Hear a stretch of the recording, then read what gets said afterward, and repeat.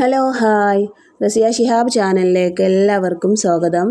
അപ്പോൾ ഇന്നത്തെ റെസിപ്പി എന്ന് പറയുന്നത് ഹോട്ടൽ രുചിയിൽ ഒരു മീൻകറിയാണ്. ഹോട്ടലിൽ ഉണ്ടാക്കുന്ന കറി നല്ലൊരു ടേസ്റ്റാണ്. അപ്പോൾ ആ കറി എങ്ങനെ ഉണ്ടാക്കാൻ നോക്കാം. അപ്പോൾ നമ്മുടെ ചാനൽ ആദ്യമായിട്ട് കാണുന്നവരാണെങ്കിൽ ഒന്ന് സബ്സ്ക്രൈബ് ചെയ്യുക. വീഡിയോ ഇഷ്ടപ്പെടുകയാണെങ്കിൽ ലൈക്കൊക്കെ ചെയ്ത് നിങ്ങൾ മറ്റുള്ളവർക്കും ഷെയർ ചെയ്ത് കൊടുക്കാം. അപ്പോൾ വേഗം തന്നെ നമുക്ക് വീഡിയോയിലേക്ക് പോവാം. അപ്പോൾ അതിനായിട്ട് ഞാൻ ഇവിടെ ഒരു ചീനിച്ചട്ടി അടുപ്പത്ത് വെച്ചിട്ടുണ്ട്. അതൊന്ന് ചൂടായി കഴിയുമ്പോൾ അതിലേക്ക് കുറച്ച് ഓയിൽ ഒഴിച്ചു കൊടുക്കാം. ഓയിൽ ചൂടായി വരുമ്പോൾ നമ്മളിതിലേക്ക് കുരുമുളകാണ് ചേർക്കുന്നത് കേട്ടോ. 1 ടീസ്പൂൺ കുരുമുളക് ചേർത്ത് കൊടുക്കുന്നുണ്ട്. ഇനി ഇതിലേക്ക് ഒരു 5-6 ചെറിയ ഉള്ളി ഇട്ടെടുക്കുന്നുണ്ട്.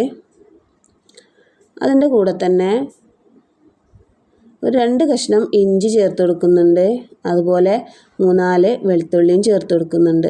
പിന്നെ ഇതിലേക്ക് 1 ടീസ്പൂൺ പെരിഞ്ജീരകം ചേർത്ത് കൊടുക്കുന്നുണ്ട്. അതിനുശേഷം ഇത് നന്നായി ഒന്ന് മിക്സ് ചെയ്ത് കൊടുക്കാം.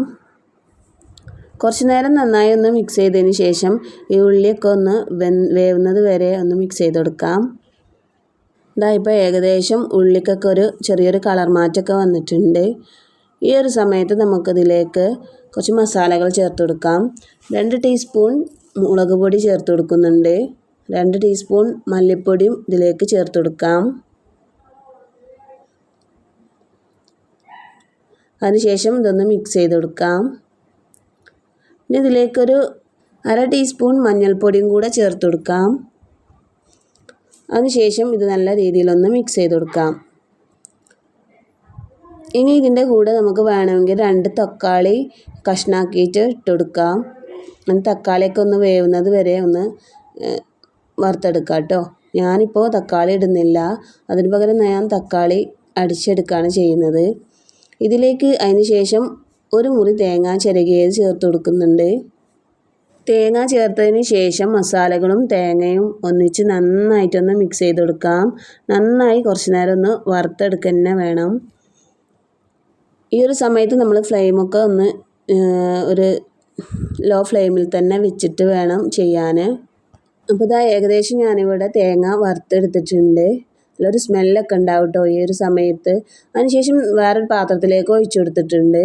അത് നന്നായി ചൂടാറി കഴിയുമ്പോൾ നമ്മൾ മിക്സിൻ്റെ ജാറിലേക്ക് ഇട്ട് കൊടുക്കുന്നത്.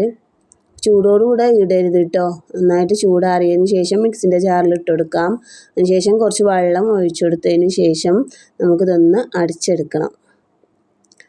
അപ്പോൾ ഇതാ ഞാൻ നല്ല രീതിയിൽ തന്നെ ഇതൊന്ന് അടിച്ചെടുത്തിട്ടുണ്ട്. നല്ല പേസ്റ്റ് പോലെ തന്നെ ആയിട്ടുണ്ട് കേട്ടോ. തേങ്ങ നന്നായി അടിച്ചതിന് ശേഷം നമ്മൾ ഏത് പാത്രത്തിലാണോ കറി ഉണ്ടാക്കുന്നത് ആ പാത്രത്തിലേക്ക് നമുക്കിതൊന്ന് ഒഴിച്ചു കൊടുക്കാം. അപ്പോൾ ഇതാ ഈ പാത്രത്തിലേക്ക് നമ്മളിവിടെ ഒഴിച്ചു കൊടുക്കുന്നുണ്ട്. ഈ മിക്സിൻ്റെ ജാറിലേക്ക് കുറച്ചും കൂടെ വെള്ളം ഒഴിച്ചിട്ട് നമുക്ക് ഇതിലേക്ക് ഒഴിച്ചു കൊടുക്കാം. മിക്സിയിലൊക്കെ തേങ്ങേൻ്റെത് ഉണ്ടായതുകൊണ്ട് അതിൽ കുറച്ചും കൂടെ വെള്ളം ഒഴിച്ചിട്ട് നമ്മളിതിലേക്ക് ചേർത്ത് കൊടുക്കുന്നുണ്ട്. ഇനി ഇതിലേക്ക് ഒരു നെല്ലിക്ക വലിപ്പത്തിൽ പുളി എടുത്തിട്ടുണ്ട്. പുളി നന്നായിട്ട് പിഴിഞ്ഞിട്ട് അതിൻ്റെ കുരുവൊക്കെ കളഞ്ഞ് ഇതിലേക്ക് ചേർത്ത് കൊടുത്തിട്ടുണ്ട്. ഇനി നല്ല രീതിയിലൊന്ന് മിക്സ് ചെയ്ത് കൊടുക്കാം. പിന്നെ ആദ്യം നമ്മൾ തക്കാളി ചേർത്തതാണെങ്കിൽ പിന്നെ തക്കാളി ചേർക്കേണ്ട ആവശ്യമില്ല. 2 രീതിയിലും തക്കാളി ചേർക്കാം കേട്ടോ. ഇങ്ങനെ തക്കാളി അടിച്ചെടുക്കാം. പിന്നെ ചില സമയത്ത് ഇങ്ങനെ തക്കാളി അടിച്ചെടുക്കുമ്പോൾ നന്നായിട്ട് അടിഞ്ഞ് വരില്ല. അതുകൊണ്ടാണ് നമ്മൾ തേങ്ങ ഇടുന്നതിന് മുമ്പ് മസാലയിൽ തക്കാളി ചേർത്തിട്ടും അങ്ങനെയും ഇടാം. തക്കാളി അടിച്ചെടുത്തിട്ടുള്ളതും കറിയിലേക്ക് ഒഴിച്ചെടുത്തിട്ടുണ്ട്.